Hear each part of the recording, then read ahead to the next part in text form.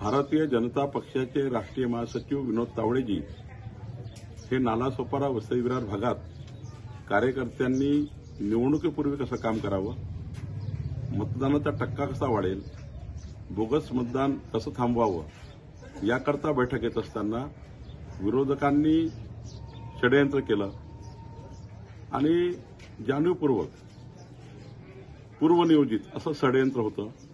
विनोद तावडेवर आरोप करण्यात आले की विनोद तावडे हे कोट्यावधी रुपये घेऊन आले आहेत आणि कोट्यावधी रुपये वसई विरार भागात वाटणार आहेत, नालासोपाऱ्यामध्ये वाटणार आहेत आणि विरोधकांनी एक फिल्म तयार केली, विरोधकांनी मीडिया मॅनेजमेंट केलं आणि विनोद तावडेजींना षडयंत्रपूर्वक गोवण्यात आलं।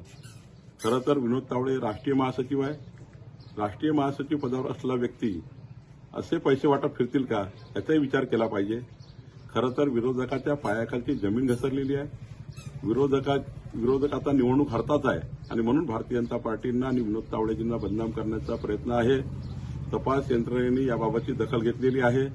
तपास यंत्रणा या षडयंत्राला तपासेलच, पण भारतीय जनता पार्टी म्हणून आम्ही या षडयंत्राचा पर्दाफाश करू।